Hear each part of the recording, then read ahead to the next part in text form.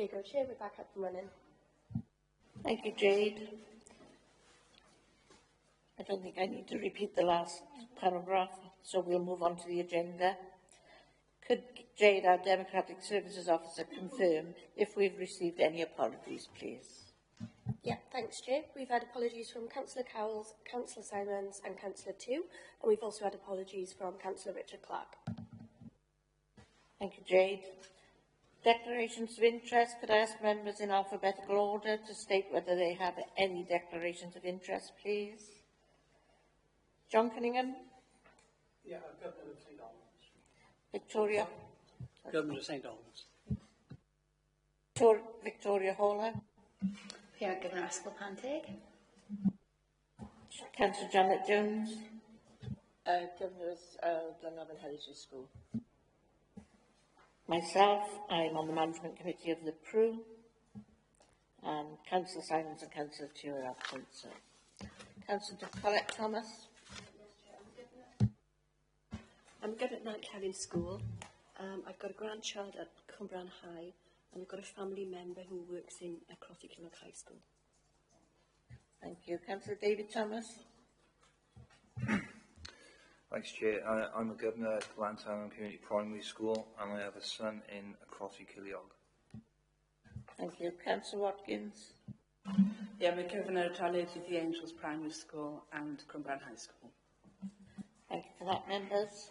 Chair, I forgot that my grandson is opposite from Com. Thank you, Councillor Jones. That takes us to agenda item 3, the minutes of the meeting held on the 10th of July 2024. Just to remind members, these minutes relate to the update reports we received on the progress and impact of accepted recommendations and progress against adopted action plans. Please could I ask members to confirm that the minutes are accurate, and if anyone is against or wishes to abstain, please can they confirm now? All happy with those minutes? Thank you. They carried. Action sheet. Please could members confirm if they have any questions, whether they are happy to note the action sheet. I don't think there's anything on the action sheet. Thank you. Agenda item 5 is the main agenda item we're discussing this morning, which is the school's capital maintenance programme. The purpose of the report is to explain how the Council prioritises the required works within the capital maintenance programme and what avenues of funding are available. May I welcome Andrew Powell, the Director of Education, John Tushingham, Head of Resources and Planning, Steve Tong, Head of Access and Engagement, and Gareth Beer, Head of Economic Development, Assets and Property to the meeting. These titles get longer by the day. May I take this opportunity to thank members of the public for their comments regarding the report, which were appreciated by all members of the committee when formulating our questions for today's meeting. On behalf of the committee, may I also thank the head teachers, governors, staff and pupils at St Albans Roman Catholic School, Aberystwyth School, Westmorland School, Cumbrahan High School for our very informative recent visits, which have proved very useful in preparing for today's meeting. And a special thanks from this committee because we were made welcome and it was well worth the visits. Can I ask members if they could provide members with a brief overview of the main points in the report, please? Yeah, good morning, everybody. I'm Andrew Powell, Director of Education. So John will go through the paper in a second, but I think it's worth just us each explaining what our roles are within the department. And Gareth is here because this is a cross-council responsibility. So 3 of us from the Education Service, and Gareth who works in Economy and Environment. So I'm Andrew Powell, Director of Education, and got the oversight of the education aspects of this portfolio. Steve Tong, Head of Access and Engagement. So my role in this is I've been working on the 21st Century Schools, which is now called Sustainable Communities for Learning. So I have good contacts and connections, and I work very closely with chaps in property around future projects and also current projects. Good morning, members. John Tushingham, Head of Resources and Planning. I work with Steve, I've done for about the last 14 years, I think, Steve, in this area. So we've got quite a lot of experience between us, working collaboratively with staff, Gareth's team, in economy and environment. And it is that day-to-day collaboration to deliver improvements and the longer term, which we'll start to cover in some of the work that we're going to talk about today. Thank you. Morning members, I'm Gareth Beer. I am Head of Service within the Economy and Environment Directorate. As has already been mentioned, I look after a couple of service areas that are relevant to the discussions this morning. The property management or maintenance team can report into me, and the capital projects team, which is the team that predominantly has been the facilitator of new school projects over the last couple of years as well. So those teams sit with me, and I work very closely with colleagues in education within the authority, but also have quite an extensive relationship with many of the head teachers across the county borough as well. So thank you. I know you've read the report, so I'm not going to spend a long time going through. I'm sure you want to get to your questions. I'll briefly take you through the blocks of text that we provided, and I hope you found it helpful in preparing for the meeting.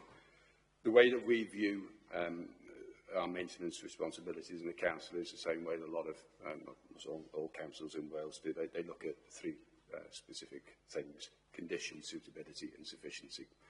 So section 4 of your report talks about what that means in practice, and provides some information at 4.1.6 where we currently grade our schools.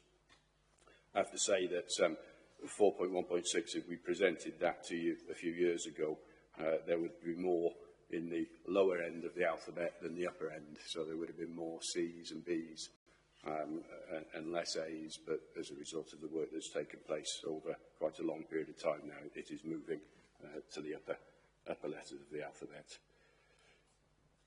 Responsibilities for maintenance don't sit with one group, so the local authority has responsibilities, schools have responsibilities, and they're detailed in some technical documents, which are lovingly referred to as the Green Book because it's green, and the Purple Book because it's purple.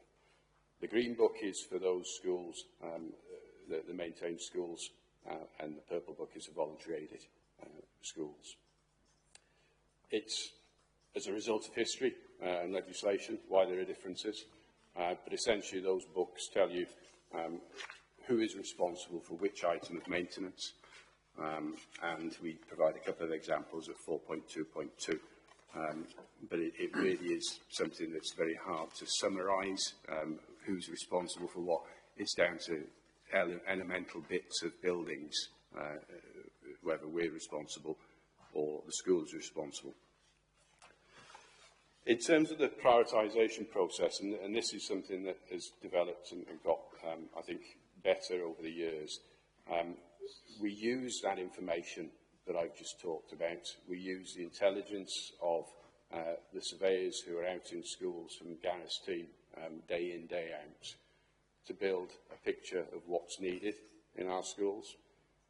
That information over the last couple of years has been put together in I think what we decided we're now going to call those sheets. Maintenance work schedules. Maintenance work schedules have changed names.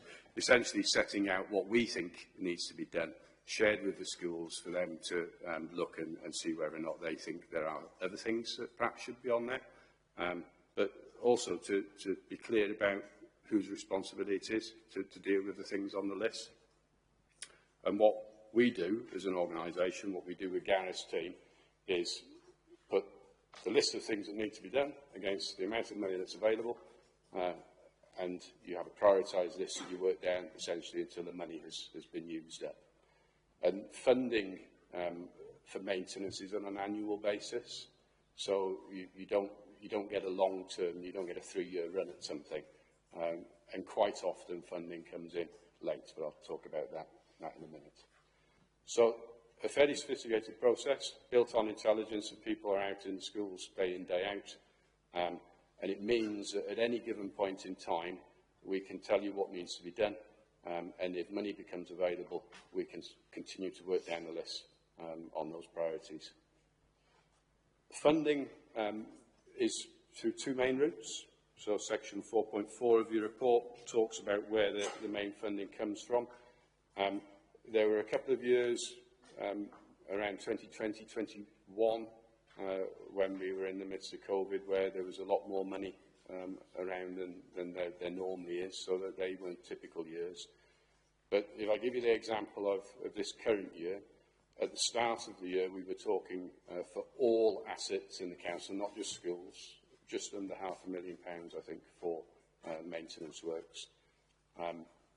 And since then, we've had, I think, about another 700,000 come in from Welsh Government, and potentially a share of some of the corporate maintenance pot, which is also there.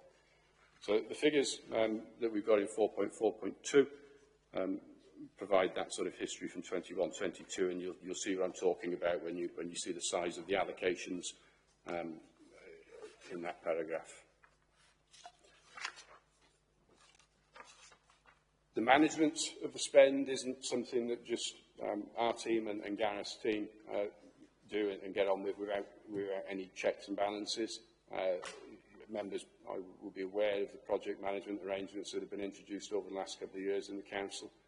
We have to take the information that we gather and the priorities that we think need to be addressed first in that prioritised list order through that governance arrangement and essentially get it signed off at the start of every year. And then during the year, there's a process for checking on progress against that list to see what's been done, what's outstanding, so that we maximise the money that we've got. And I just want to come back to that point about maximising money, because we'll sometimes get extra money in September, October, even as late as January, February, that needs to be spent by the end of the financial year, the next financial year. And that can be really difficult to manage. We're in a really strong position because we've got our prioritised list, so we know what our priorities will be if extra money comes in. And we've become very adept at maximising what we deliver by placing the grants in particular ways. So if we've got money from Welsh Government that we have to spend by the end of March, but we've got another grant that actually allows us to go beyond March, then we'll prioritise the Welsh Government spend, so we use all of that, and then move on to the less constrained funding. That's as much as I think I want to cover, Chair, if that's okay. I think we'll move to the questions if that's what you Thank you, John. Anybody else want to comment? No? Thank you. Sorry, Chair, just quickly, just before we go on to our question, just for clarification, the Green Book and the Purple Book. Who holds the Green Books and the Purple Books? Is it you, or do the schools have them, and do they know that, you know, it is it? Okay. Sorry. I think you just preempted the question I was supposed to ask. Yes, yeah. Well, we'll go on to the questions now. Can I, before you go on to questions of the report, I don't want to ask any questions about the report because that's already been formulated. Just a comment on the report, if I may. I don't know who the author of the report was, but the key message on that report, as you read it on the top, is this robust approach. Now, I read this report through and through, and I've yet to define what they term as a robust approach. And I hope that within the discussion, that might come out and be demonstrated with the issue at hand. It's an 11-page report, which, to use a political phrase, it's nothing short, in my opinion, as filibustering on matters not relevant to a large proportion of what the question that we're supposed to be dealing with. And it's totally and utterly peripheral, I think, to the main meat and two veg of the report. It's not dealing, the item is not dealing with capital maintenance and prioritisation, is what we're supposed to be, and how these are achieved. To use an old adage, I think, you can fool some of the people some of the time, but not all the people all the time. And there's a lot of information in here that has bogged us down, I think, that we're not getting to the root and branch of what the question is that we asked. I just want to make that comment before we start. Thank you, Mr. Cunningham. I'm sure we'll get to the bottom of the nuts of the crap whatever it is, the nuts of the subject on the questions. Yeah. Jane, did you want to? I did, yeah. Just a very quick question to clarify something you just said about the grant funding. So I understand the point, yeah, that you obviously look at ones that need to be spent quicker than others. Does it have to be allocated in time, or does it have to be actually spent in time? It very much depends on the terms of the grant, but most grants are bound by the fiscal year, so at the end of March we need to spend them by. Some are over multiple years, which gives you that flexibility to go between 2 financial years. All right, members. Shall we start on the questions? Thank you. I take the first one, which is on 4.1.2 of the report. The report states that regular inspections are conducted to identify any issues that might affect the safety and functionality of the buildings. How frequently are school buildings checked? You mentioned day in, day out. How frequently are school buildings checked? Is it sufficient to gauge condition and need? And are school representatives involved during the checks?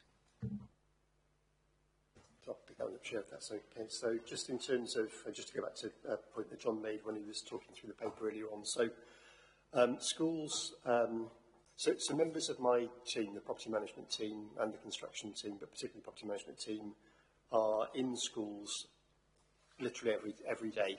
Obviously not, it's been all their time in one particular school, but they are literally, most of their workload is focused around either maintenance issues within schools or reacting to an issue that's happened, for example, a boiler breaking down. So it's quite a mobile team, and they are literally, as I say, within schools on a daily basis. In terms of the assessment of maintenance needs, there is a more structured approach to that now. So originally that was, the information was collated roughly every year, but not necessarily every year, in a formal setting where members of the team come together, complete a schedule, there's a standard template for each school, and identify the range of maintenance work that are required, and that sheet captures maintenance responsibilities that sit with the school and also with the authority. So the systems and processes over the last kind of 2 years have been tightened up around that. So that annual assessment, that formal annual assessment, takes place in advance of the coming financial year, so we can prepare for forthcoming funding, whether it's authority funding or any grant lending that we're aware of, and allows an overall programme of work to be put together for the subsequent financial year. So historically that system has been more ad hoc. It's more formal now, and as we'll talk about no doubt as we go through the discussion this morning, because there's a long list of kind of maintenance issues that need to be addressed, not just within schools but in other council owned and occupied settings. There's a long list of maintenance requirements. So we've adopted a process where there's a kind of a risk rating system applied, prioritisation, and then the works, as John has already mentioned, within any particular year are then drawn down off the list in a prioritised fashion according to the amount of funding that's available. Over and above that, as I say, with different parts of the team, so we've got the building surveyors will probably have a series of schools that they're almost the account managers for. And again, we've tried to firm up that as a discipline moving forward. So if schools have got any issues, they can either report them through the property help desk, or they can approach a member of the team directly. I'm not sure that fully answered your question, Chair, but...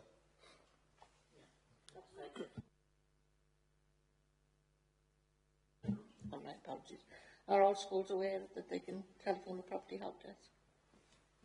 Yes, Chair. The help desk is a system that's been in place for quite a number of years, so all schools would be aware of that, and that's the usual vehicle through which they would report any maintenance issues that need attention. Thanks for that. Supplementary, John?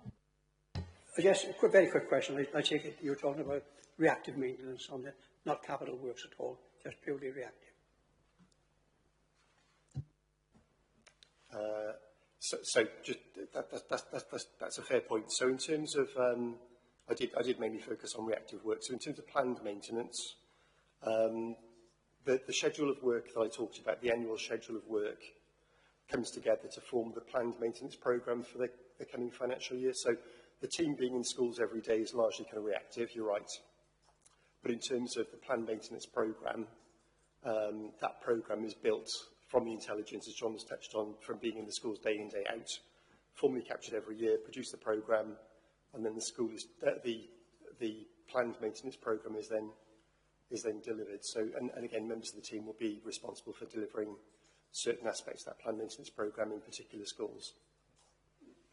Yeah, then your planned maintenance budget then, obviously it's a certain amount of money, which has to cover all schools. How do you prioritise? Because there must be lots of maintenance needs to be done in schools, which are probably equal importance. How do you prioritise which school you spend your budget on, if you understand the question?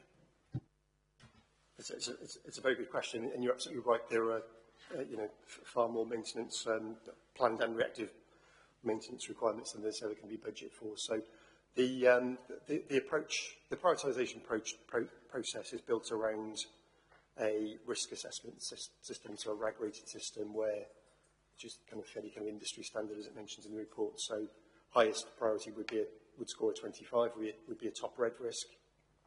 Lowest priority would be, a 1 or a 3 would be a green risk. So in terms of the maintenance schedules, in terms of the planned maintenance works, we're only really looking at the top priorities at the moment. There's a significant maintenance backlog across the whole estate, not just including, not just schools. So the way the top priority assessments are made, we'd be looking at things like health and safety issues, and that would include building and site security, which no doubt we'll touch on again later on. Anything which is of a structural nature that's, for example, something that's about to fall down would be a top priority. And also making sure that premises are wind and watertight, so that the stuff that, we would just, in general terms, kind of assess as being really important things in terms of making sure nobody gets hurt and that buildings are safe to operate. And then there's a second and third tier of prioritisation that kind of sits below that, which is more around maintenance that can be planned over a longer period of time. So the conversation, so the way the schedule is put together is the information comes together based on information gathered from the surveyors within the team. They also, and again this is a change that we've made in the last year or two, they actually formally review that schedule with the head or the site manager of the school. So that schedule of work is agreed between the property team and the school. It's also discussed with colleagues in education, and where there are priorities that are of equal ranking, then conversations take place largely internally around where those priorities sit. Does that answer your question? Yes, it does. Thank you. Thank you. Question 2, Councillor Watkins. Thank you. Moving on to 4.1.3, it talks about the suitability assessments of the buildings. So how often do these take place? And is there a strict standard regarding things such as classroom size to determine whether facilities are adequate? If I can answer that question for me. So we've been given guidance from Welsh Government, which is attached to the report, and we're required to do an annual return on not only suitability but condition and sufficiency. So we're just following their guidelines, and to some extent it's one of the more judgmental aspects of the 3 conditions of condition, suitability and sufficiency. And for primary schools, I say it's much more straightforward because there's only generally 1 or 2 blocks, and then there's obviously the external play facilities. But for secondary schools, it's a bit more complex, and a judgment has to be made that yes, we could look at 1 block and let's say that's a new block, that's obviously very good suitability, that's an A rating, and there might be another block that's perhaps a lot older, or some of the spaces aren't exactly how the teaching and learning staff would want them to be shaped or sized at the moment, so we say that's perhaps more of a C condition. So we have to apply a bit more of a judgment to the larger schools, the larger sites. We're considering the outdoor play facilities as well, the breakout spaces that the pupils have got, and the more formal sports facilities. So it's an area that, you know, there's probably more work we can do, probably with Welsh Government, if we want to perhaps drill down into that, and it's possible we could provide, you know, perhaps a more graded score against the larger schools. So this area is a good, this is an A, this part's a C, this is a B.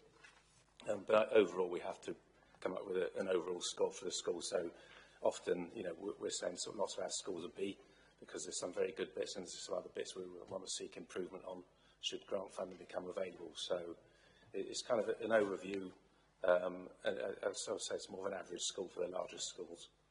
So it's conversations with education colleagues and property and head teachers as well.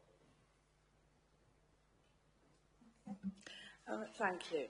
So, yeah, I understand that obviously at the moment then schools are going to come out with an average score, even though some parts of the building might be adequate and some not.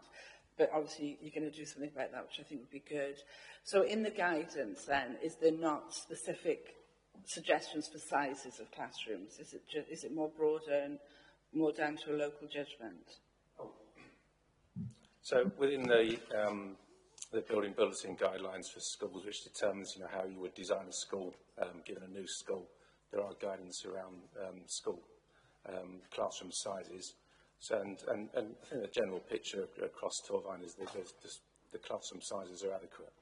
So obviously on the larger schools, the newer schools where we've designed them to the new standards, ironically, you may see some of those class sizes have come down because they've been tightening up on obviously the funding available for schools, and they've been, you know, perhaps changing the way schools have been laid out as previously. So there are Welsh Government guidelines which are in their BB standards, building bulletin standards for schools.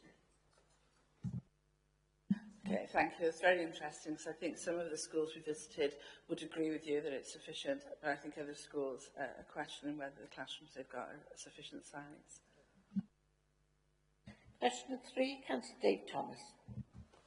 Thank you, Chair.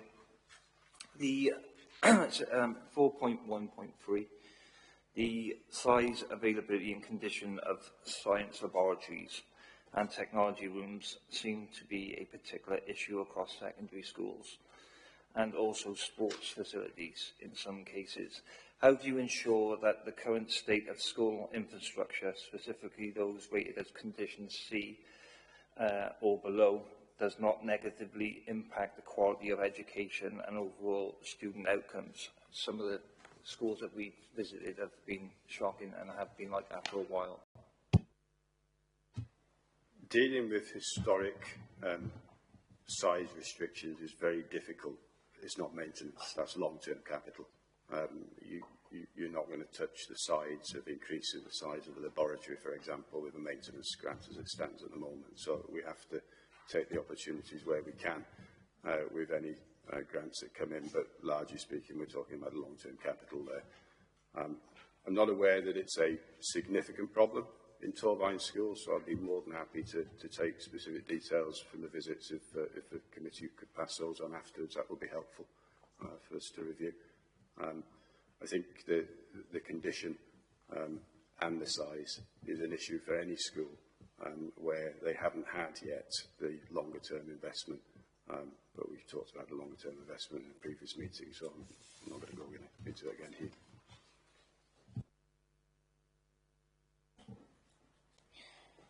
Councillor Watkins, question 4.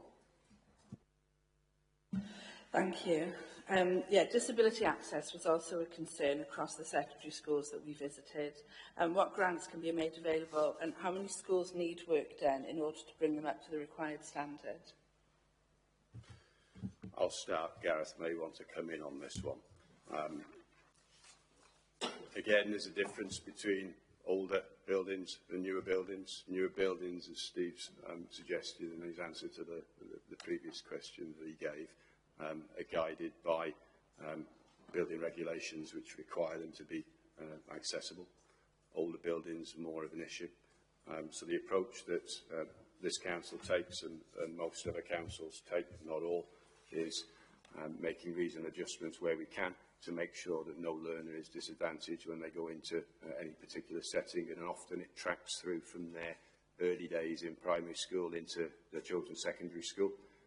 Gareth's fortunate to have Matt Tuig working on his team, who oversees the DDA works. I think, Gareth, I don't know if you want to talk about the funding from the asset management side of things.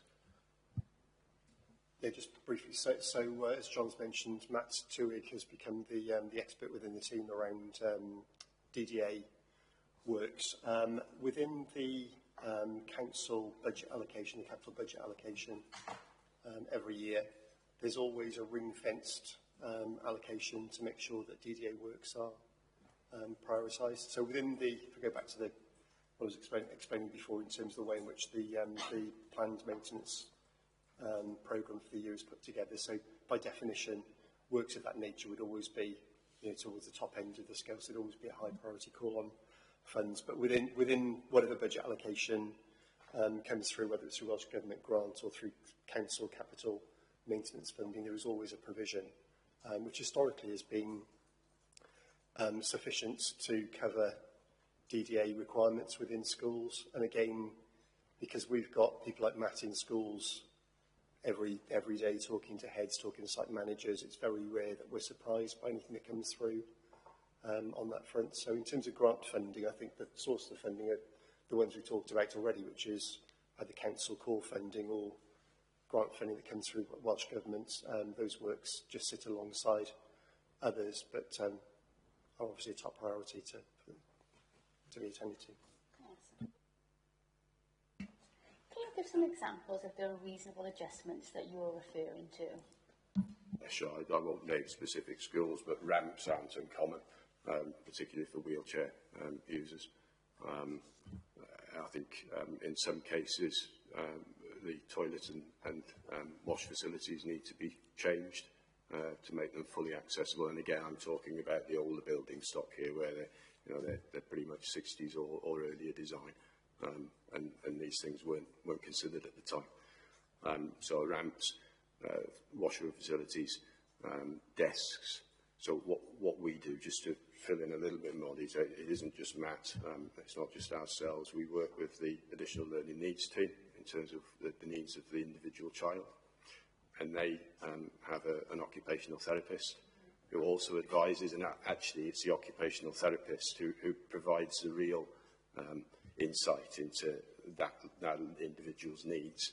I don't think in all my time in education there's been a situation where we haven't been able to meet somebody's needs. Sometimes it requires the schools to be flexible in the way that they use their space. So they may traditionally have used a particular room for something, and they may need to swap rooms. We've had that in a couple of schools before, so that the room that's needed by somebody who's got mobility issues or whatever is fully accessible. So it ranges from the very smallest things, like a desk that somebody can sit at, to sometimes quite expensive works to put lifts or ramps or facilities in place. Have we any schools waiting disabled facilities on, which is in priority at the moment? Usually, it's secondary, when they move into secondary, where we have more to think about because they move around the schools more. In primary, they're pretty much, where they go into in the building is less spread out. We've got one school at the moment where the final pieces of work has been done, and that's to do with desks. It's simply to do with a rise and fall desk, or desks for that child. Yeah. Am I right in saying that every school is obligated anyway to have a DDA policy? Am I right? They all should have a disabled policy. They'll have an equalities policy, yes. Absolutely, yeah. And you're right, I was thinking about some of the older schools here. It was extremely difficult And obviously the first one that comes in mind is Westmorland, about accessibility there. But there's other schools as well which present themselves. I'm just wondering, with some of these more difficult schools, and you did touch on the fact that the budget, you're able to cope with the budget at this moment in time, but I mean, it could be at a time where your budget will be exceeded. And where do you get the money from then? Will the Welsh Government step in? Because it's an obligation, isn't it? You know, so you can't say, well, we can't do it because we haven't got any money. It has to be done. You're absolutely right, sir. And I think Gareth touched on this. It's not optional. We've got to make sure that learners' interests are looked after, and we put provision in place. It hasn't happened to date that we haven't had the money to be able to make the reasonable adjustments that we need to make. It is a high priority, so it's ultimately the council's responsibility to put that provision in place. And I couldn't tell you where we would get the money from, but I could tell you, I think, hand on heart, I would be very confident about being able to find a source of funding if we needed it to make sure that a child could access school and reasonable adjustments are required for that to happen. Thanks. A point I wanted to raise is it's all well and good having an alternative room to go to. A child in a wheelchair at Cumbra'n High, I will name the school, can't get upstairs to the science lab, but it has to have her or their class downstairs every time. The lab is upstairs, that's being used mainly, but that child in a wheelchair has to alter her arrangements from the rest of the class and have that class timetable to be in a classroom that's downstairs. That doesn't always feel equal to me. I come back to reasonable adjustments. We can't necessarily, change a building to be completely compliant, but we can make the reasonable adjustments we need to make. I did go back to Cumbra'n High, which you've raised it, because this was raised, I think, after the visits before the summer, and they haven't raised any issues back. It was about difficulties in meeting the needs of learners with disabilities. So it's, they know that they can, if they wish to. I think longer term, when we come to look at the second phase of investment under the Sustainable Communities for Learning, you probably will see a reconfiguration to get the access to where it is, or inclusion of a lift. But at the moment, they say that they're managing to meet the needs of that learner adequately. Yeah, I was thinking more of the voice of the child. Can I say, you're absolutely right on that issue. I was involved with a building where we did not have accessible access in through the front door. So somebody says to me, well, then I'm going through the back door. I said, that's not the point. People with disabilities are the same as anybody else, and they want to go into the front door with everybody else. And I think that's a moot point, I think. No, thank you. You raised the point that I was going to raise. Okay, can you ask the next question? I certainly can. Yeah, so canteen sizes are also a problem for some secondary schools, both old ones and new ones, with some schools having to explore difficult ways of increasing the space available for eating or face the financial burden of staffing multiple sittings at lunchtime. What can be done to support these schools? I'll start off, and Steve may want to come in. I'm going to talk unusually, firstly, about new schools or significantly refurbished schools. And this came up in a previous conversation. We discuss what's going to be done with the staff in the school before we actually confirm a plan of work.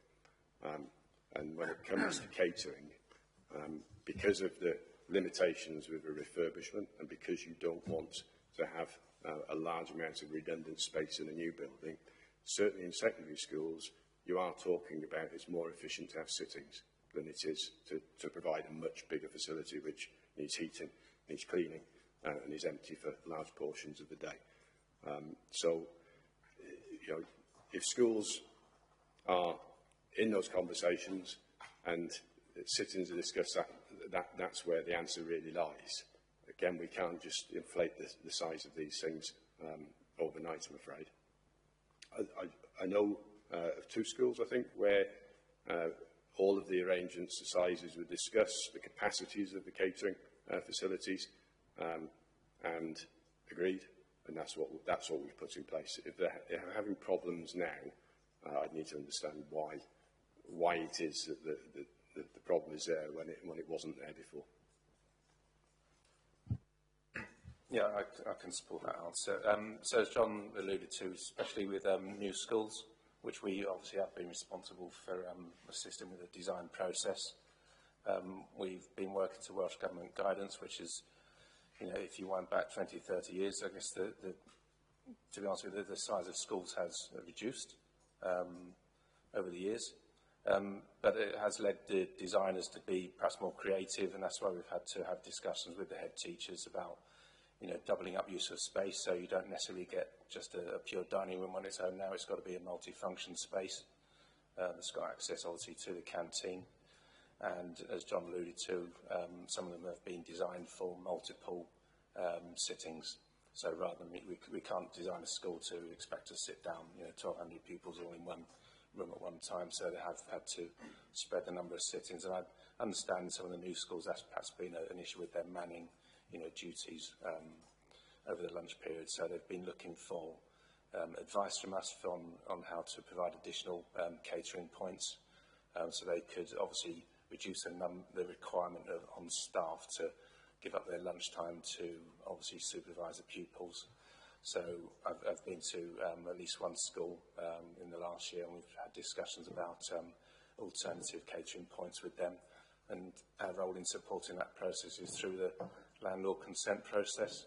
So we've got Garrett's officers as well can offer advice on what they need to do for building works or any mechanical or electrical works in terms of putting in additional catering points. And you know, the schools are being very creative as well. They're looking for perhaps, you know, some of them putting in thinking about having a mobile unit as well, which they can place outside. Obviously, when the weather's good, that you know they can direct some of the pupils to like a grab and go point. And I went to a school last week as well. They've got a new grab and go point inside the building, so in a space that, you know, it's a very wide sort of circulation point, and they've put a grab and go space at the bottom of the lift, which is accessible to the kitchen. So that to be fair to head teachers, they're being very creative. Obviously, they're the ones who've got to manage the schools' buildings and the catering facilities day in, day out with the catering staff, and we support where we can. I think one of the details brought up was the cost of staffing the full lunch hour on two or more sittings.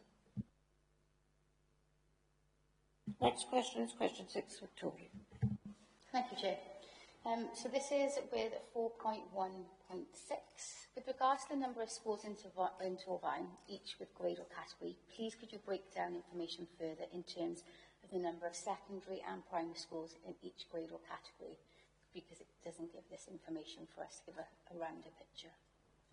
I can give you the headline and I can commit to providing you with the full details after the meeting, but I don't have access to sort of the detail here. But generally speaking, the further into the alphabet you get, it's more dominated by secondary schools, and it's more dominated by secondary schools because this council began in 2010, 2011 with a capital programme that was predicated on removing surplus places, which was predominantly an issue in primary schools.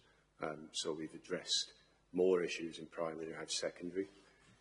When we talked about long-term investment at a previous meeting, we've indicated that our preference, our professional opinion now is that we need to change that balance and advance secondary at a greater rate than primary to deal with many of the issues that are presented in secondary. But we'll certainly provide a full breakdown after the meeting. Thank you. I think, as mentioned earlier, the average as well, so you won't have a B in one part of the school and a C in another. I think that information would be useful to us as well, if we can have that. If I may. The categories which are outlined in the report is down A, B and C. But in the Welsh Government, well, there's A, B, C and D. And so I take it that there are no schools in category D in this county borough. So these are the overall categories for a school, and there are no category D schools in this borough.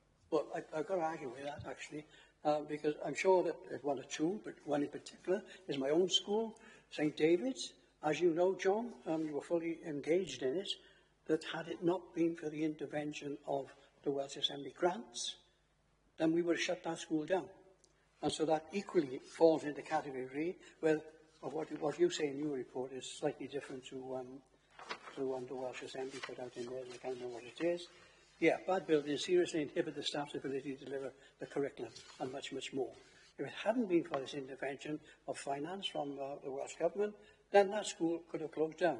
And I think you were told about it at the time, and your reaction was, OK, we'll put the kids in other schools around the borough, which didn't please us at all, because I can assure you that the politicians of this borough would not like to see St Albans closed down in Pontypool, with Pontypool being in the condition it's in at this moment in time.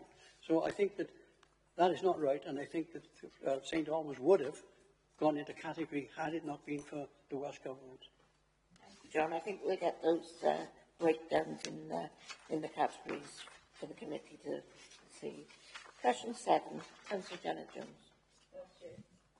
My question relates to 4.1.7. The report reaffirms that additional Welsh medium provision in south of Torfaen will be required to achieve the Welsh in Education Strategic Plan target, and options are still under review. Is there any update to share with the committee regarding this, and how does this balance with LA, the priorities between expanding Welsh medium education and addressing urgent issues faced by existing school buildings? Okay, so again, we're talking about growth that is part of Welsh Government's 2050 commitment and the number of Welsh speakers in Wales. We're saying at the moment that we anticipate we'll need additional capacity by the end of the decade. And when we talked about the longer term capital programme, I said about the revised local development plan. So until that is settled and we know what housing development is going to come on stream, we don't know the exact amount of additional places in English medium or Welsh medium schools that we're going to need. That's part of the planning process that we're going through with colleagues in another bit of Gareth's world, the planning world. And we don't know precisely where it needs to be. And critically, I think I said before, that we don't know whether or not some of that might be able to be funded through Section 106 commitments as part of a development. Oh, thanks, Andrew. Yeah, and I'm just aware there's a risk of repeating questions and answers from previous scrutiny sessions, because today's about capital maintenance. So I think if you just bear that in mind in our responses. It is about maintenance that they are, not about sustainable communities for learning. Councillor Cunningham, question 8. I'm thrilled to bits you've given me this question to ask. I think you touched on it earlier on. Are the purple and green books regarding capital maintenance work available to all head teachers? Yes. They are.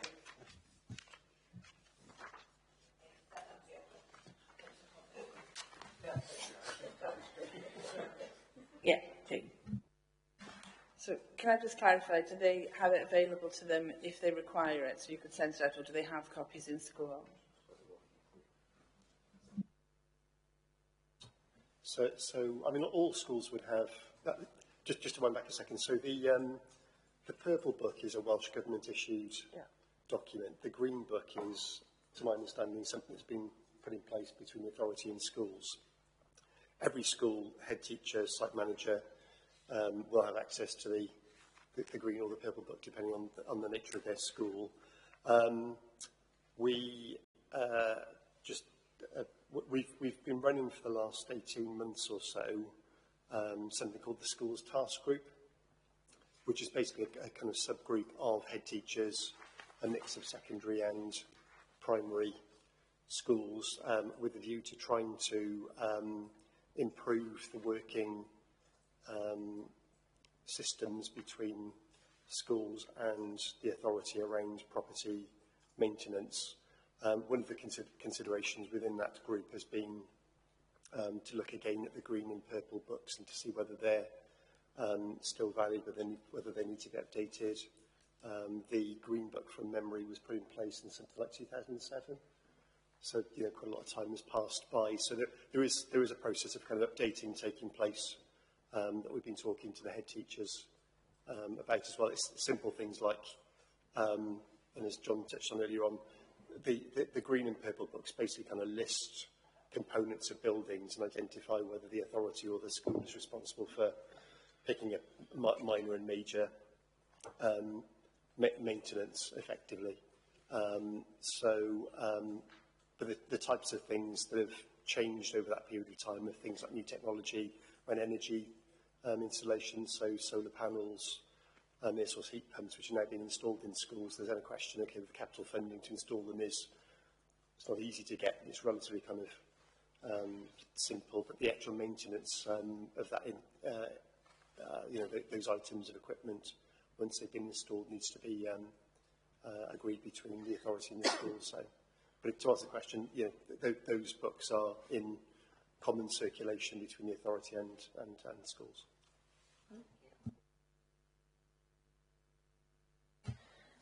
One frustration we had when we were doing school visits was this time it's been taken for repairs and fixes on occasions. One school we visited had to use a library as a classroom because it had water damage. And when we went there, they said that they were waiting for insurance from Torvine. This was having an adverse effect on that class. So please, can you, give us an update on why it takes so long to get very small issues sorted, please? Yes, Councillor. So if there are issues, I'm happy to have a conversation outside the meeting in terms of any specifics. But in general terms, the response time to something which is of a urgent or priority nature should be rapid. If I just go back to talking about the property help desk system. So schools, if there's an issue within the school themselves identify the response time that they require. So some things are super urgent, they need literally kind of response within the hour. So there's a series of scenarios. It would be an hour, I can't remember whether it's 3 or 5 hours, something like that, same day, 3 days, and beyond. So the help desk system, which we're actually improving at the moment, should manage that process efficiently and effectively. And if that's not happening, more than happy to pick that up in a separate conversation. We do sometimes, obviously, we rely on contractors, and you mentioned about an insurance claim. There are obviously additional complications then if we're waiting for approval to do certain works. But, Thanks, James. So in support of that, I've got one anecdote. In the last month, one of the primary schools experienced a flood from the toilets. And, I think Gareth mentioned Matt Tuig earlier on. I think probably got a phone call, I imagine, at 7 o'clock whenever he started work. And within that morning, he'd organised, the insurance said it's okay to go ahead and do the work. He'd organised one of the contractors to go in. He'd organised asbestos removal all on the same day. So, and they'd obviously, working with the head teacher, they'd obviously organised to move. They were fortunate enough to have a spare classroom, so they moved some children to another room. So yeah. But if there are occasions where that's not happening, obviously Gareth will attend to those. Thank you. Question 10, Victoria. Okay, so this is in reference to 4.3.2. The report mentions that the maintenance work schedules are supplemented over time with a programme of detailed externally commissioned building condition surveys. Is structural integrity and safety of the school buildings evaluated by internal officers or externally commissioned services, and if so, how often? can you just repeat the bit after structural integrity? I didn't quite catch that. Yeah.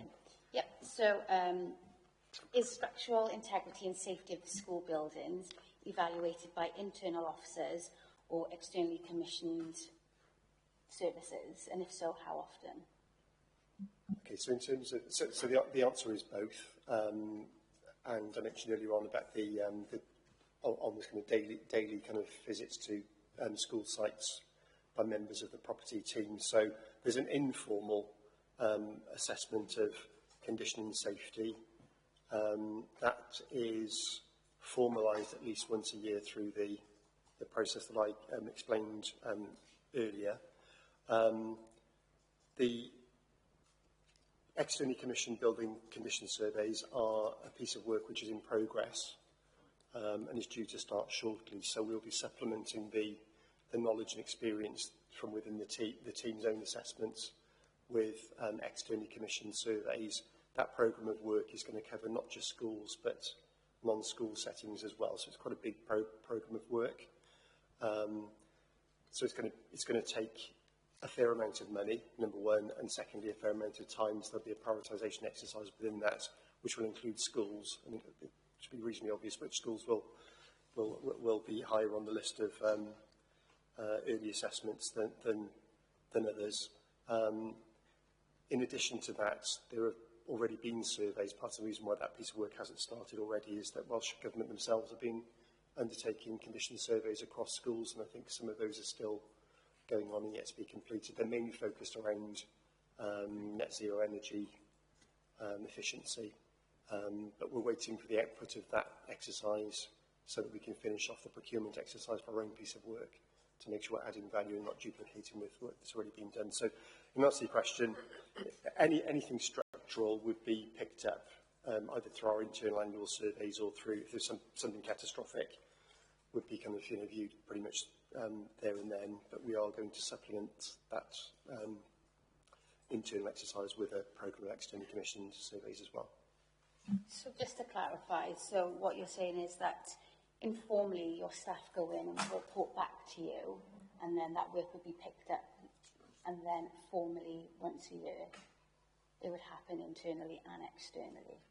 So if there's anything structural or an issue to do with building safety, that would be picked up. I mean, number one, most likely the school would alert us to any issues like that. If anything is observed, so somebody might be on site attending to a different matter, but if something, a structural issue or a safety issue is observed at that time, that could be brought back. To be honest, something like that, as I explained earlier on, would be a top priority issue, which is one of the reasons why the programme that we put in place is always dynamic, because things do happen occasionally. Occasionally somebody will go to site and notice something that has been noticed before. And then, if that then is fed back into the team, the programme would, if necessary, then be adjusted to make sure those works could take place as a priority. It doesn't happen very often. But yeah, there is an ongoing process which is kind of formalised. It's brought together once a year, so it's an ongoing process. It's not, we don't leave it to once a year to do the assessment. It's actually done on a regular basis, but that information is collated once a year and fed into the programme. Does that answer your question? It does, thank you.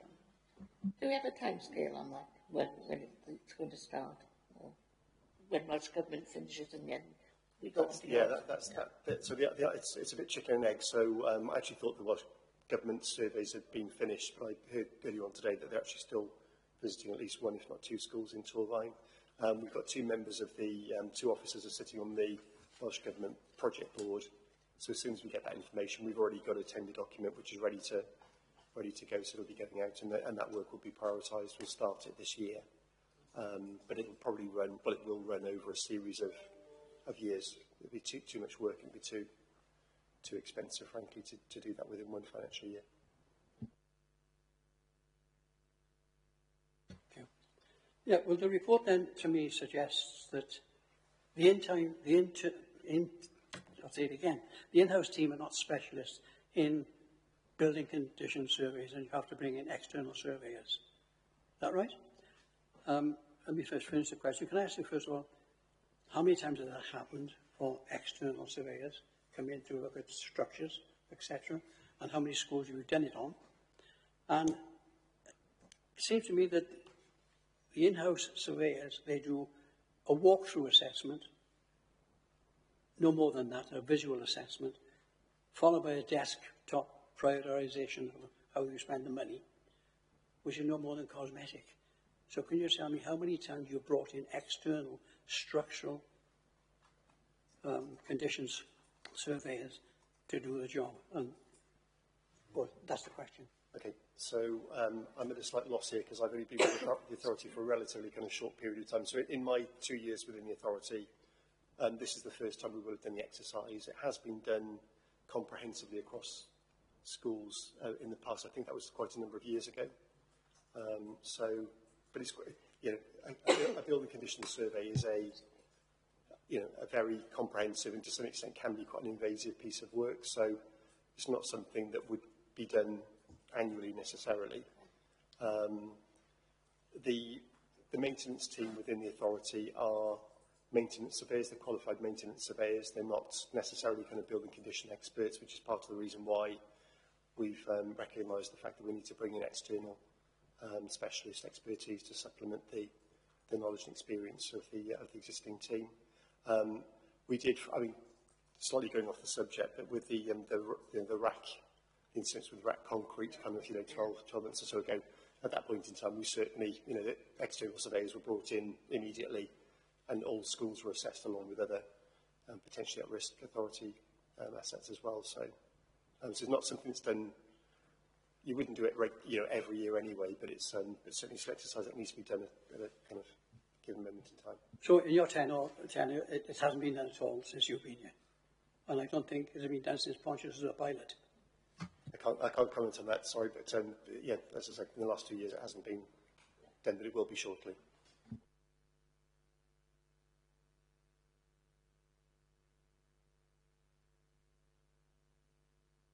Do you have a recommendation of how often that should be done, or is it on an emergency ad hoc basis? So I think industry standard practice would be to do it at least every 5 years. Okay. So I think, and when we talk about this program of work that we're going to be doing, it'll trigger a 5-year cycle of premises being viewed. Okay, okay. Yeah. Question 11, Councillor Jones. Thanks, Chair. Many schools want to improve their facilities in order to serve the local communities, which can also bring in much needed revenue. Some also want to make energy efficiency savings. Are these opportunities prioritised in order to ease the financial burden or generate revenue, which in itself can assist with future maintenance costs? Can I talk about energy, first of all? So, as most of you may be aware, the last couple of years we actually drew down some funding from Welsh Government. They're Welsh Government-backed loans, so interest-free loans, and we've invested heavily in solar panel systems on many schools. So in terms of how we prioritise those, it was through work with the energy team, and we brought in consultants as well to assess the opportunities in terms of the fabric of the building. Are those buildings suitable to have solar panels on? Do the paybacks suit the school? Because the school would have to pay back the loans, and were they achievable in a certain amount of time? All the things associated with making a successful project work. So there was a process of prioritisation. We approached each school then with a proposal for a business case of saying, look, here's the deal basically. This is how much funding we can draw down, and here are your paybacks, and this is what we believe will be the savings estimated on the predicted energy prices at the time. So that was a large investment. I think it was over £1.2 million we invested in the last couple of years in solar panel technology through that school's grants. I think in addition a couple of council buildings were done as well on the back of that. In terms of improving facilities, and incidentally, we've got the next batch of schools lined up that we would like to do in terms of improving solar energy generation as and when more funding becomes available, or where schools would have the appetite to take on the loans, with budgets being especially difficult at the moment. So as Gareth said, for his scheduled maintenance works, there's a list there in the background, so we will take advantage of any opportunities of further funding for energy efficiency savings, and that's all linked to Project Apollo as well. So I think that's well managed. In terms of schools improving community facilities, we've been lucky the last couple of years where the Welsh Government has advertised a competition for councils to bid for community-focused schools grants. So we've put those, we've sent out an expression of interest to all our schools the last couple of years to say there is potential to bid for any works if you meet the Welsh Government requirements of giving community access. So what I'm pleased to say is that I think it's perhaps how we we work with schools and how we put the business cases in to hit all the requirements that Welsh Government want. But any school that bid for formal community-focused school grant in the last couple of years actually got it. So we got all of the grants that we requested for certain projects. And that's probably benefited more than a dozen schools. I haven't got the list now, but I can provide it afterwards if that's required. Chair, can I just make a couple of points? There's also things like shared prosperity funding, which you talked about supporting facilities, and we've been very fortunate over the last year or so to attract funding for a number of 3G rugby compliant pitches around the borough, and that, in the case of schools, is certainly something for an income generation point of view. And I think the other point that you asked about was, how does that help with maintenance issues? Well, there are consequential benefits sometimes of doing a piece of work. So sometimes when we've done work around the 3G, 4G pitch, toilets have come into play, and we've been able to use the grant to actually do some modifications to some toilets that perhaps would have had to have been picked up through another means, but probably wouldn't have been picked up immediately through those other means because they're not as high on the priority list as other pieces of work. Are we still liaising with schools who want to improve their facilities? Are there still grants available? I generally can't fail to visit a school without either site manager, the bursar, or a head teacher asking me, when can I have some money to, develop my 3G pitch, or, this building, I would like to, improve the usage, not only for the children, and obviously they're educating, but also for the community. So, because we're making regular visits to schools, and obviously, as you know, head teachers aren't shy in coming forwards, and obviously also their governing bodies. So, I think we do know what schools are looking for as and when opportunities arise. Thanks, Jay. I think we are in our meeting this morning, but I leave that to speak to you after this meeting. We've had several changes of head teachers, so are all schools aware that the grants are available when they become available.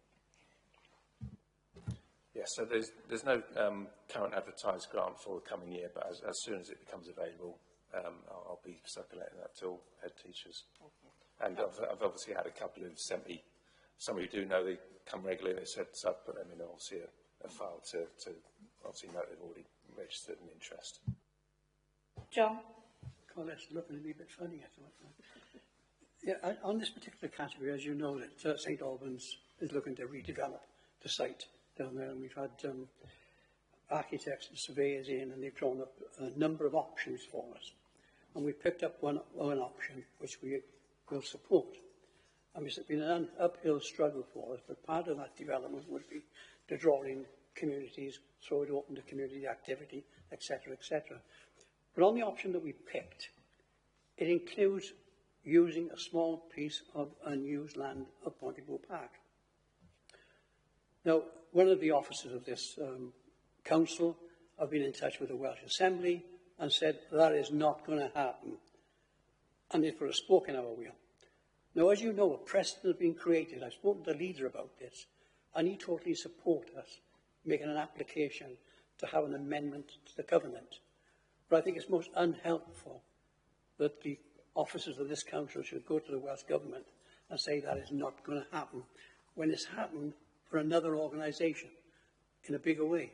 So the precedent being created, but the whole object of this new development that we want down there is to incorporate community activities and throw it open after school hours to use it. So I just thought I'd like to make that point, but it's not helpful for our officers of this council to go down there and make statements like that without clarifying it with the politicians. Thank you, John.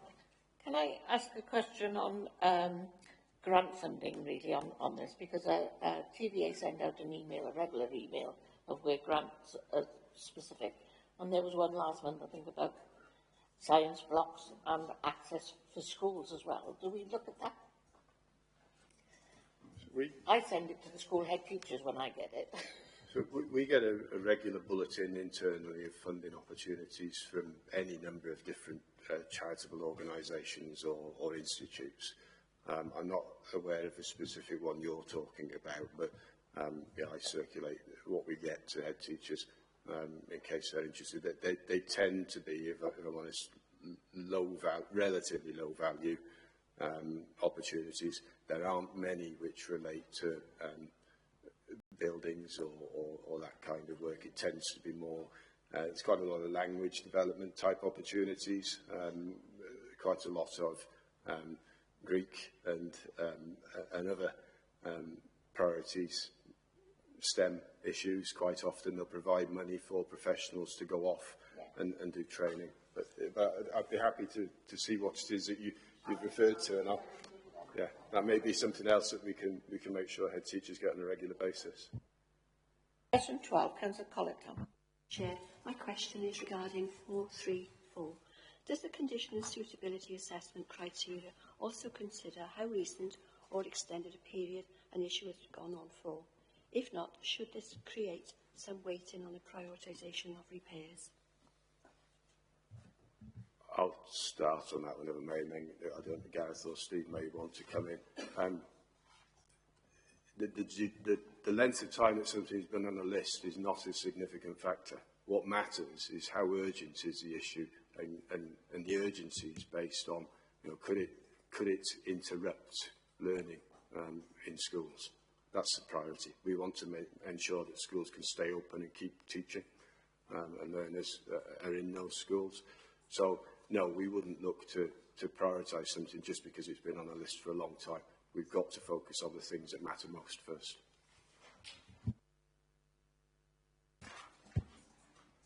Question 13, and it refers to 4.3.9. Some checks regarding buildings, safety, security issues, etc., are the responsibility of governors. What support does the LA offer in this process, which can be quite technical, and are all site managers involved in school governing bodies in the terms of health and safety? So on an annual basis, schools are asked to update their health and safety policies, and part of that is a governor checklist, which is provided as a guide for what the lead governor and the governing body need to consider. It isn't unknown on the basis of that assessment, which is a walking around the site task for the governor or governors involved, for them to then come and ask for support because they're not sure about something or they just want to check.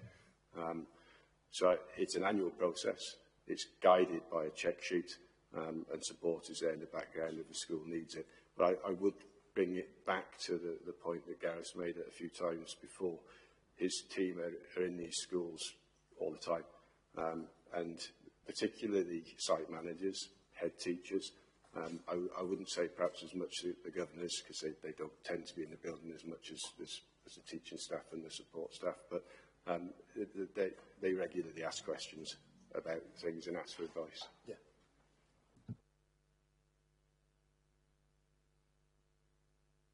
Site managers, are they involved in school governing body information? Do they share that information with school governing body?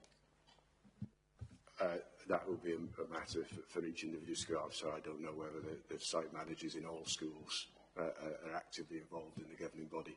But ultimately, the responsibility for the site rests with the head teacher. And I'm sure the head teachers bring in whoever they need to support them, whether it's to do with the management of the site or the Bursa side of the funding of works. Just generally speaking, the items of the kind of maintenance items that would be on the list for a school to attend to tend to be kind of relatively small scale compared to the items that the authority would be responsible for. So I'd like to underplay the importance of people knowing what to do, but equally they tend to be things that are relatively kind of routine and that schools would be aware of and probably would have dealt with before. But as John said, if ever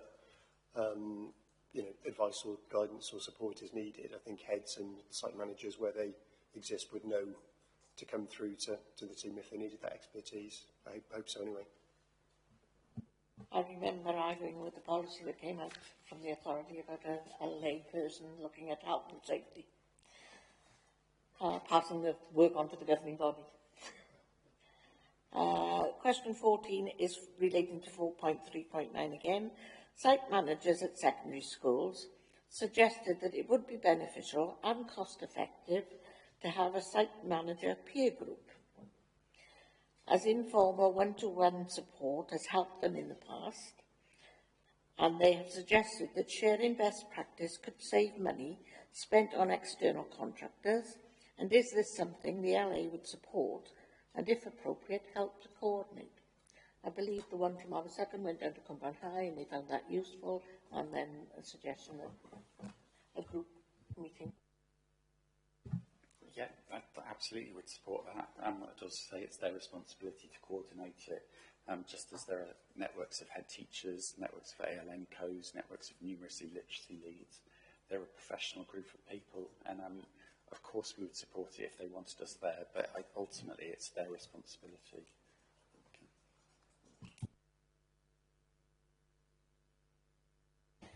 John Cunningham, question 15 and question 16.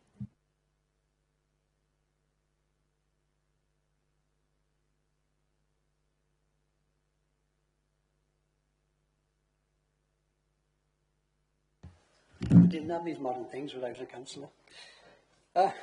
Could you explain why the funding from Welsh Government was substantially lower during 2024? Has this created a backlog of work? And if so, how much will the increased funding next year address this, particularly for schools categorised in the urgent repairs condition C? So I think it's more accurate to say that 21, 22, 22, 23 were boom years in terms of budgets for local authorities and schools as a consequence of COVID. So there was a lot more money coming out of Welsh Government because it wasn't being spent on the things it was normally being spent on when schools were open, and we benefited hugely as a result of that as an authority, as did, I think, all authorities across Wales. I think I mentioned before that the money sometimes comes in late, so this year we were told about a month ago, I think, that we've actually now got another £700,000 worth of Welsh Government money, which we need to factor into the spend, and it goes to the priorities that we've talked about in that prioritised list. It's one of the advantages of having a system which has a ongoing list of what the top priorities are. You simply work down it, and it doesn't necessarily correlate that those issues are in grade C buildings, because if you've got, for example, a building that's grade B but the heating system is failing, then that would be a priority over, that would be the priority to keep the school open.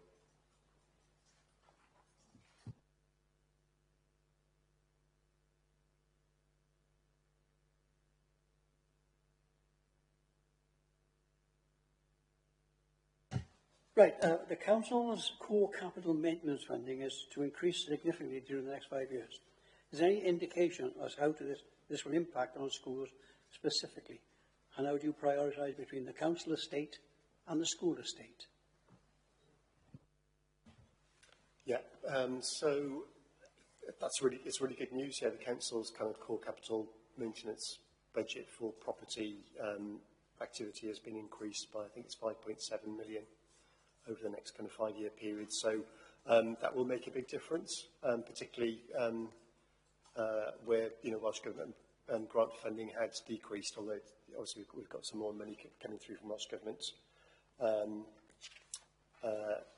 They say that kind of second tranche of funding that's come through. So in terms of the impact on schools, it's difficult to say how much of that extra money will go directly to schools, because the way the programme is put together, if I go back to the kind of the prioritised list of kind of maintenance activities, which is very significant, we look at schools and non-school assets alongside each other.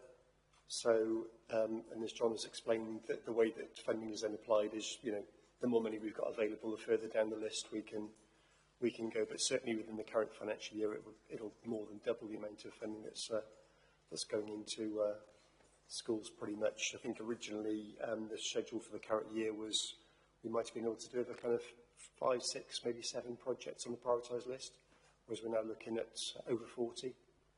So it's made a combination of the original grant from Welsh Government, the supplemental grant, and the additional capital funding has made quite a big difference. So.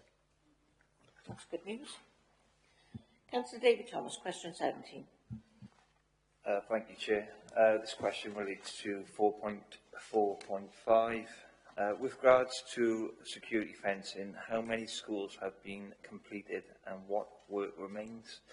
Have any other specific measures been planned to enhance security across Torfaen schools, and if so, how will these be prioritised? So in terms of security fencing, as I mentioned earlier on, anything to do with building or site security is a top priority. There was a dedicated piece of work that was undertaken last year between the property team and schools and the council's health and safety school representative. So there's a schedule of site and building security works. There are 17 projects on that schedule so far. And these, in some instances, are multiple projects from the same school setting. So almost 2 projects have currently been completed. The prioritised programme of work for the balance of this financial year and the first part of next financial year will be to make sure that all of those issues are addressed within that time frame. So certainly within the next 12 months, hopefully less, any site security or building security issues that the responsibility of the authority will have been dealt with. Councillor Colin Thomas, question 18. My question is dealing with 4.46. In terms of the amount of funding each school receives to carry its own maintenance, what is the total figure for all the schools combined? I believe it's 1.5 million.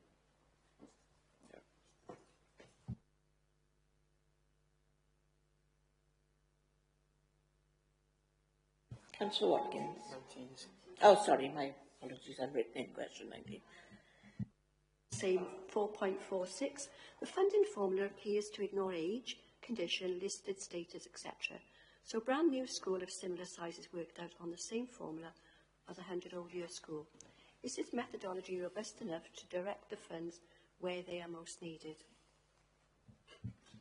This issue came up as part of the funding formula discussions with schools last year. Generally speaking, the direction that has been agreed with head teachers over the last 12, 18 months or so is to try and simplify the funding formula as much as possible, because it was getting very cumbersome to administer. But there was a specific conversation about whether or not you actually link an element of funding to whether a building is A, B, C. And at the time, it was decided with head teachers that that wouldn't happen. But there's no reason why we couldn't put it back on the agenda for the budget formula discussions, which I think at 25 now, and it will be starting spring of 25. It probably it makes sense from a logical point of view, but don't forget we're talking about relatively small amounts of money. So Andrew suggested the figure's about £1.5 million across 32 settings. It really isn't a large amount of money in the overall budgets that we make available to schools for everything. But yeah, happy to put it back on the agenda for the next formula discussions. Thank you. Councillor Watkins, question 20.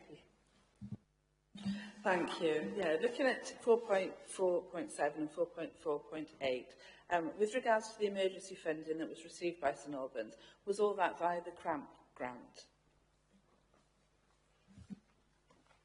So, in order to access the CRAMP grants, there has to be an element of match funding. So this goes back to a point that I made earlier about trying to optimise the funding that's available. So in this case, the school could access CRAMP funding but needed match, and I believe that the council provided match in both periods. Yeah. to enable that money to be drawn down. And that was by using the money that was LA responsibility work to set against a wider programme of improvements. Councillor John Cunningham. Apologies, I gave you the wrong title. Mr. John Cunningham. The funding received at St Albans highlights that the Welsh Government recognises the poor condition of its buildings. And through our visit, it's clear that they're not the only secondary school in these conditions. How confident are you that none of Torvine school buildings are grade or category D, and would there be merit in a full review of the bandings under sustainable communities for learning 21st century schools? Just a point on that, the author of the report saw fit to put in the report the money received by St Albans School.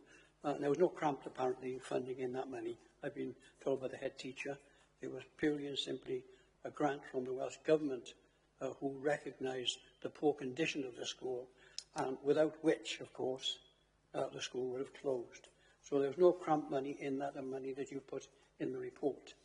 It was purely a grant from the WG.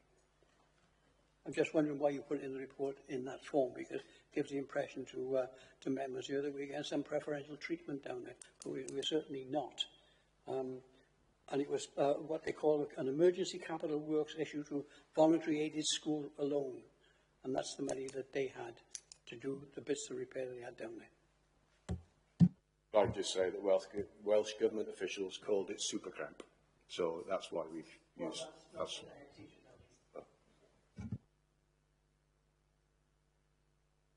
Councillor Collett Thomas. Thank you, Chair. My question is to do with 6.2. The report references other Welsh Government grants made available to Torvine schools in recent years. Could you please provide a breakdown of which schools benefited from them, including the category of the grants received? I can certainly do that, but I haven't got the information with me today, but I can provide a list against Community Focus School and the ALN grants for those years. Thank you, we appreciate that. Question 20, sorry, Jane. Sorry, I wasn't quick enough jumping in at the end of John's question, because I think he asked a number of questions. So how confident are you that none of Torvine school buildings are category D? And would this merit a full review of the bandings under sustainable communities for learning? We're confident in the categorisations that we submit on an annual basis to Welsh Government. But no, I don't think there would be any benefit in a review. Thank you, Councillor. Sorry, Vicky. Everyone's getting Councillor. Okay. We have made reference to this. Some schools feel isolated when it comes to bidding for fundings that could contribute towards capital maintenance, with either their lack of experience, knowledge, or time in order to be successful for funding bids. Could this be coordinated or supported via a corporate approach? Possibly even, it was mentioned, a funding officer.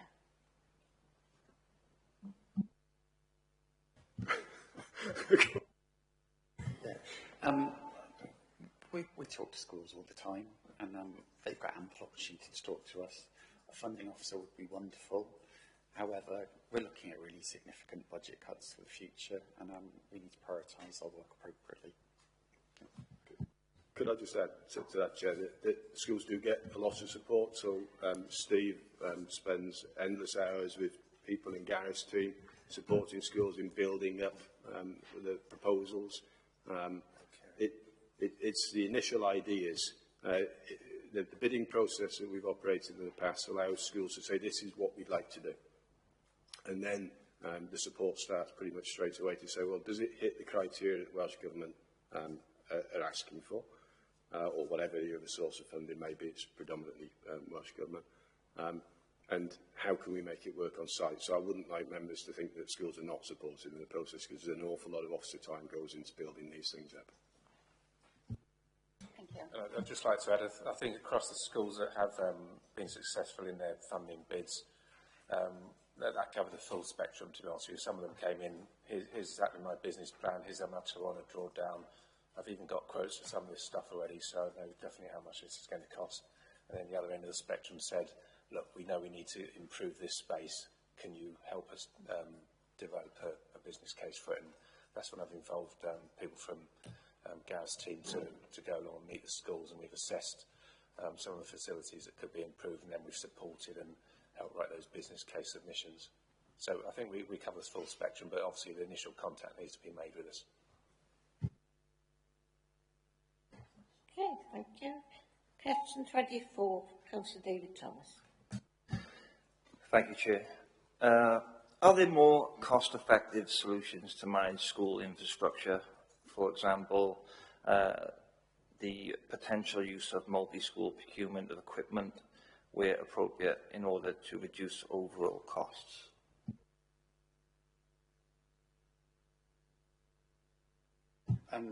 Potentially, yes. And this is some of the conversations we're having internally at the moment is about procurement processes across the local authority. I haven't got any more details than that at the moment, but I think that is the scope for development. I do have a supplementary, if that's okay, Chair.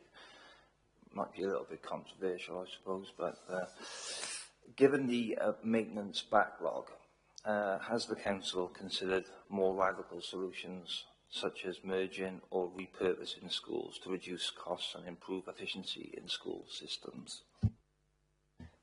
No, we're not looking at any of those plans at the moment. Just come back in on just on the kind of cost effectiveness of procurement. So not so much around equipment, but in terms of building maintenance programs.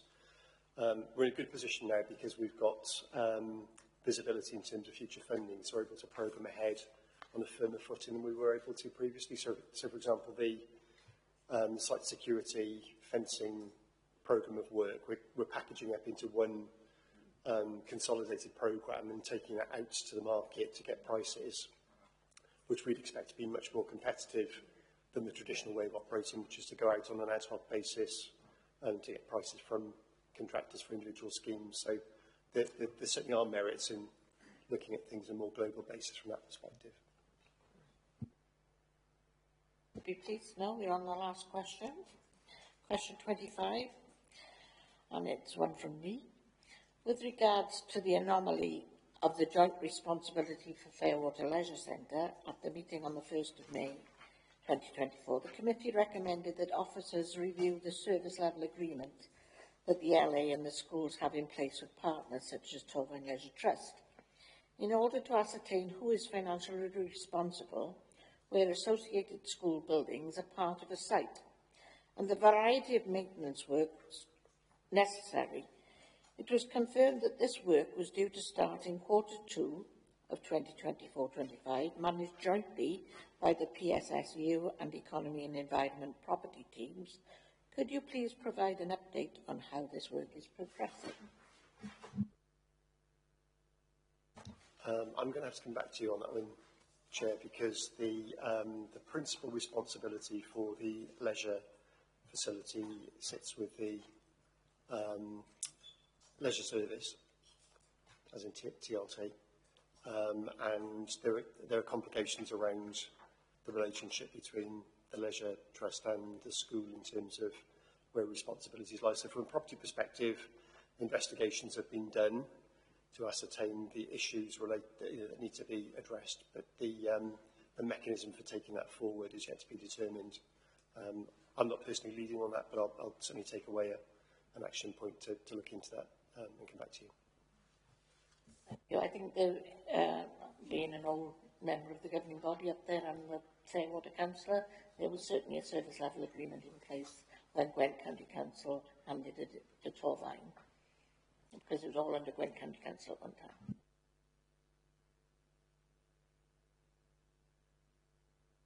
Apologies. Can I thank officers for their time and their contributions to the meeting? And if you'd like to leave now, we're able to summarise our recommendations. Thank you very much, and thank you for your comprehensive answers. Certainly, give you 2 minutes. Would you like, yeah, shall we take a comfort break of 5 minutes?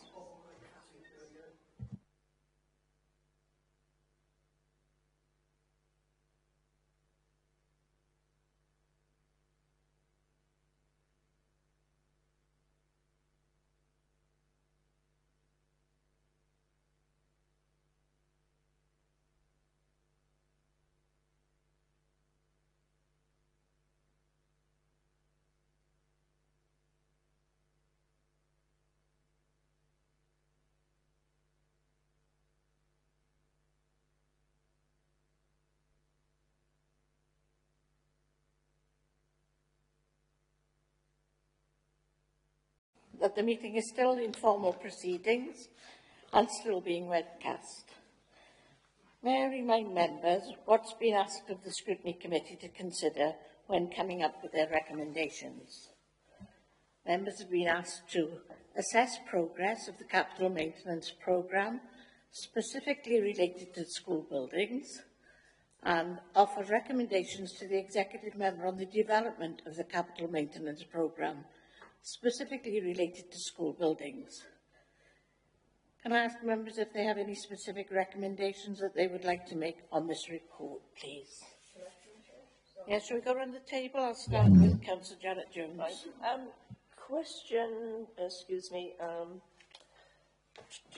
Question 3 by Councillor Thomas, the condition of the science labs and other facilities. We were very made aware in Aberystwyth Conf when we visited the science labs, and staff told us about security of having to turn gas off. Surely that's a health and safety issue. And also when we were in the cookery room, there were wires dangling around and ceiling was being propped up. Yet again, isn't that a health and safety issue? They seem to have said that, oh, we weren't aware of it. But if they're liaising with schools, why hasn't that been picked up and why hasn't it been my priority? So, rather than a question, what recommendation? Recommendation. What recommendations? You're suggesting that they... I would suggest that they listen to schools and under the capital building programme that they take action, not wait for an incident to happen.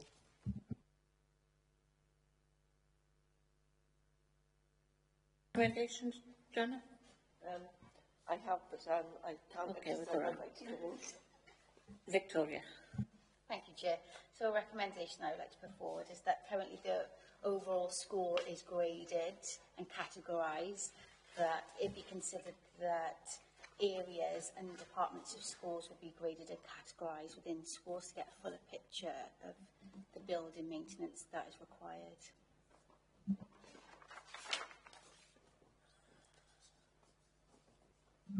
I don't know whether we should add, or we could add on to Janet's recommendation, or whether it's a separate recommendation about the disability access, because I know the one that's an issue at the moment is with the science block.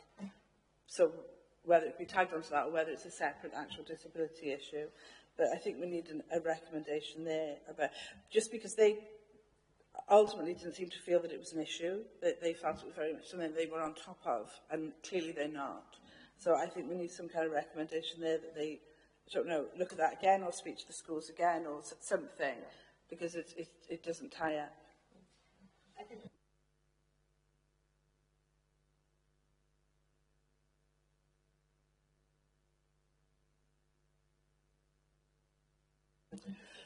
no, and I don't really want to disagree with you, but I don't know of any pupils that weren't happy with, or families that weren't happy with what was provided.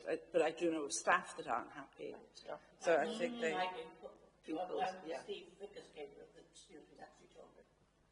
Specifically that they weren't happy for themselves. The disabled child wasn't happy that he or she had to go into a lower classroom rather than go up in the tech block that had all the equipment. Okay, yeah. Chair, can I come back to my other recommendation, please?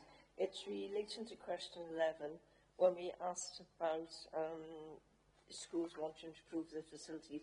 Can we recommend that our officers really prioritise listening to schools in order that they can make more revenue in having the facilities open to communities after school? I think that's an important way forward, because we can have a burden on schools with cuts in budget, so every opportunity to raise revenue should be taken. Are we happy with that? What have I gotten this asterisk by there for? I think it was DDA that we just discussed. Okay. Staffing and settings of the canteen sizes. Is there anything on that? I don't think we can do anything about that. It's just highlight the need for further costs for schools. I think there was a recommendation on the purple and green book, wasn't there? Around updating it.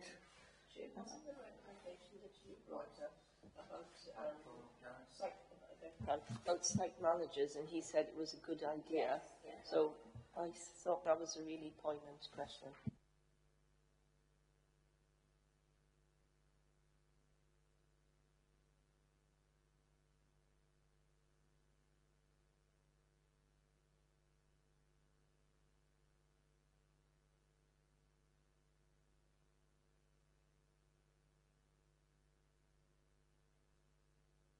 Yeah. There might be something on question 23,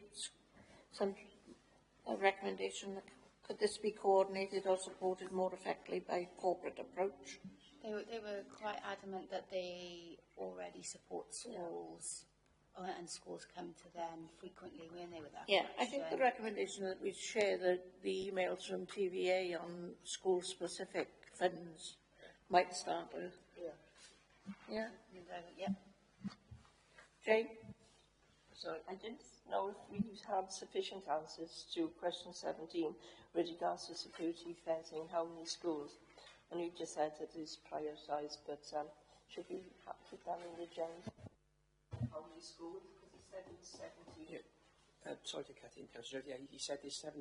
He said 2 are completed, and the other 15 will be completed within the next 12 months. Within the next 12 months. Right. Are there any current schools that haven't got fencing?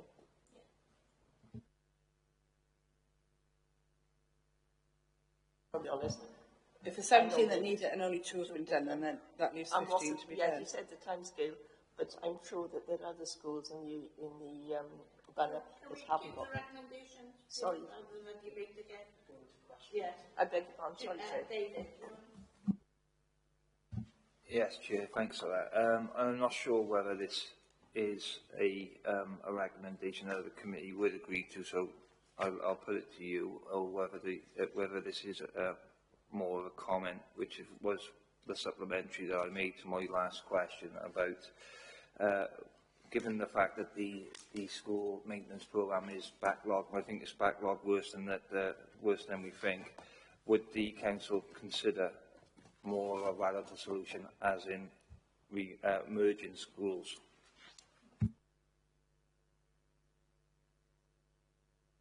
Well, he said that they haven't thought about it, but that might be just because they haven't thought about it. But if we put that to them as a recommendation, would that be okay? Or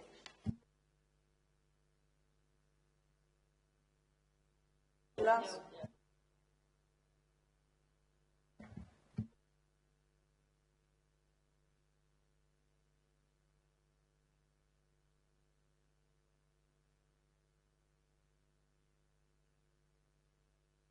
Apologies again. Do we need a recommendation around that? I think it's a whole new ball game of consultation. I would support it within this committee and this report. It's not relevant. No. Okay. Sorry. All right. There was a recommendation on question 19 for the funding formulas, and they said that they were going to simplify it. So there's a recommendation to simplify the funding formula and to relook at the area of need rather than a list.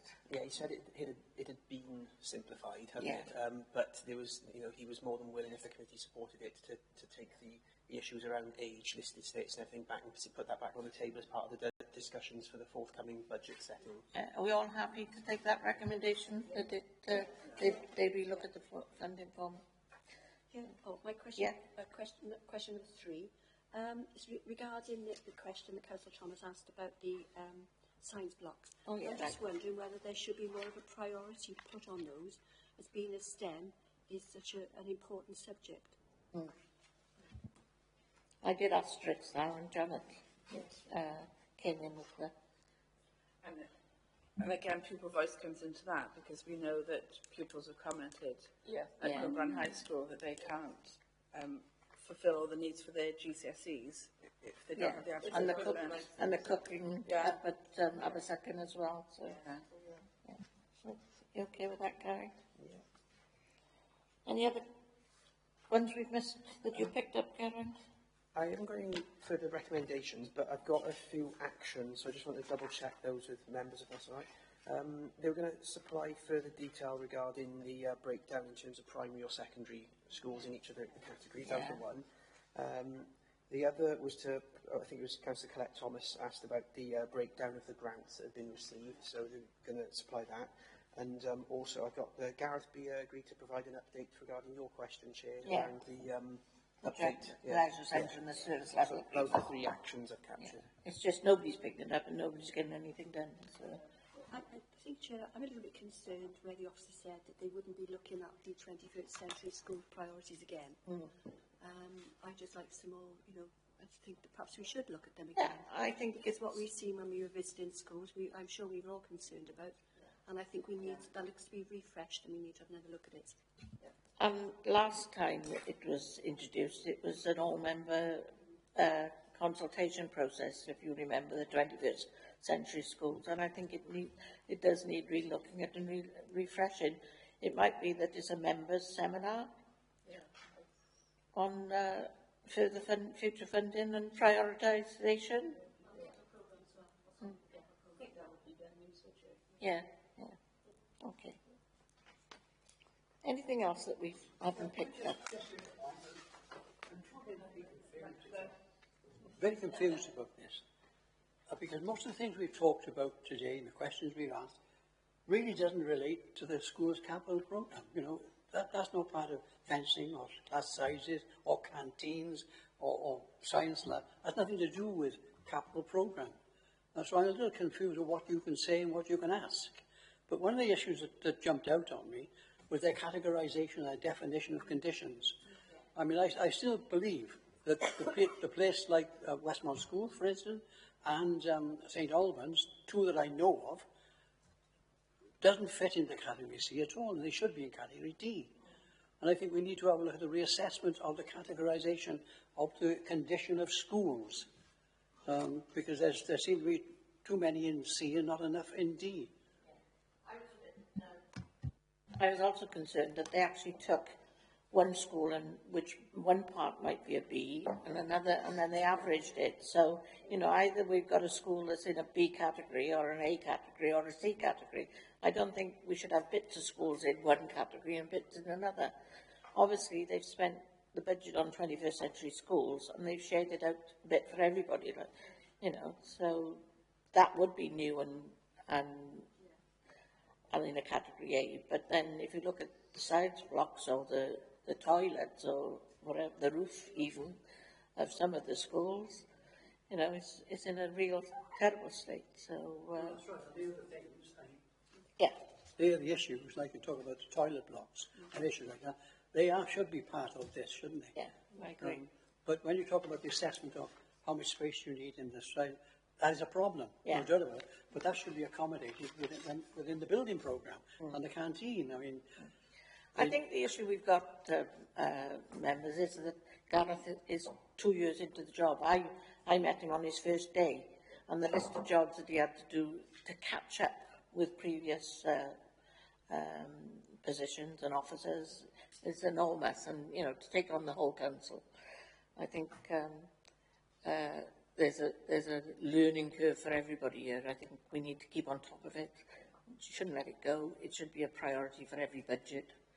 And I think we need to highlight it in the budget forum, the actual state of our school buildings. Okay. Anything else that we can pick up on? Can I just check with Garen, two of the recommendations that we've got? So do we have a recommendation about the categories? Because I think in the end we ended up saying we could do the members forum, but a seminar, sorry. But I'm not sure that that's going to make them re-look at it. I thought, are we not recommending that they re-look at it? I think that's what John's asking for. We did the ones on the category on the fundraising. Which part are you talking about, Jane? What question? Is it question 15?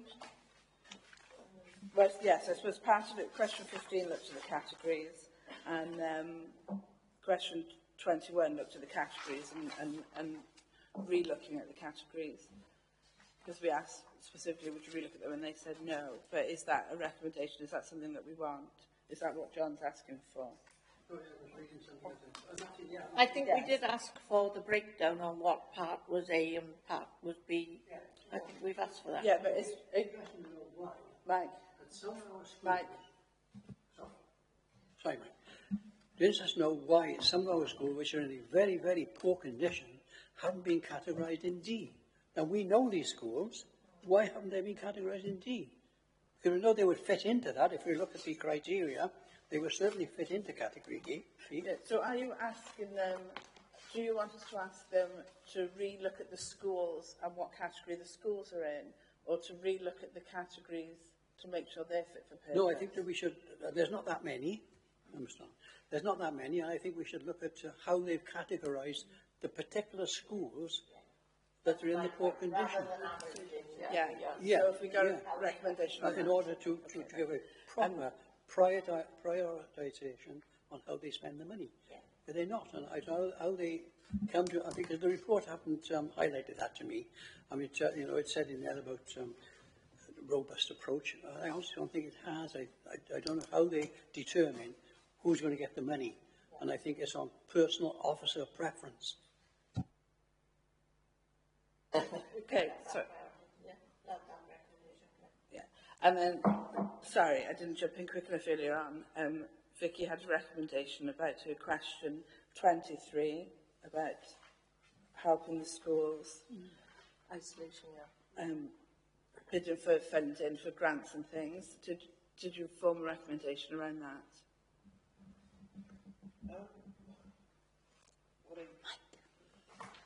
It's a difficult one, isn't it? Because they... Yeah, they set priorities on other things, wasn't it, rather than a funding officer. It didn't sound like a recommendation that had... Be surprised. Yeah, we are not it. So, which I think would be response to the recommendation. So I think there might be a recommendation then around making sure schools, because he said the onus is on the schools to contact them, and if a school contacts them with their need, then they will help them. So there might just be a recommendation on making sure schools or heads or whoever are aware of this, are currently informed of this, because we know that we had head teachers and other members of staff saying that they're doing that work. So, you know, so I think the recommendation is maybe they just make sure they're aware of it. The chair, I think you raised that straight after Vicky brought up the point, and you're talking about the TVA emails and things. So I'll wrap that into the one, while I think about it, Dave, sorry, the one about the site managers forming the group. David. Thanks, Chair. Sorry to go on about what I was talking about earlier. I'm not sure whether I was making myself clear about why I was on about merging schools. And obviously we need to think about the financial burden to the council, okay? And the reason why I brought that was, from just looking back on my notes now, is the chair of Cumbrae High mentioned a school in Abergavenny where they merged the primary school with this, so that's the kind of merger I was talking about. I think it's something that we should discuss as a committee rather than just poo-pooing the idea, because I think there are some other members that may agree with what I was trying to say, even though I didn't make myself perfectly clear when I asked the question just now. So just to come back, so obviously I was the person that rebutted that, because I don't think that that is a recommendation from this meeting and this report. It can be a discussion, but I think to make it from this wouldn't be well-rounded and thought through. But could we not make a comment, put it in the comments to the officers, that is something that we're now discussing, and perhaps they could discuss, and then maybe we could discuss it fully at a future meeting. It's not a school's maintenance, but it is a discussion to be had, so perhaps that can be, you know, we can look at that for future agendas. That savings obviously would affect the maintenance of schools, but it's a whole new, you know, organisation, isn't it, about 3 to 18 schools, and we need some evaluation on the 3 to 18 school that's just opened up in the boroughs before we can go any further. But certainly to keep it on the burner. Thank you for that. Right, did we pick up anything else, Geraint, or is that confirmed? I did say 12:15. We've got a bit more of a work to do. Everybody happy with those? Fine. I can find my paperwork now. After I've moonched all my questions back. Yeah, there you go. Yeah, there we go. So, the next item for the next meeting, Geraint, can you please take members through this item? Yeah, you've got my mic. Yeah, we're obviously had visioning in the summer, and the item for the next meeting we've got down is the middle tier review. So, what school improvement structure and functions will provide the best opportunities for learners in Torfaen? As members are aware, there's a Welsh Government commissioned review into school improvement, so it'll be basically looking at the current situation around that and future options. So I think that's one, we need to be updated on what the discussion's taking place and that. Everybody happy for that discussion? I'll sort the pro forma out and get it out within the next 2 days. Thank you very much. Thank you, Geraint. And agenda item 7 is the date of the next meeting. Next meeting will be held on the 5th of December, just before Christmas. Thank you very much for your attendance. As chair of this committee, may I thank members and officers for their ongoing support, contributions to our meeting. I now close the meeting. Thank you very much.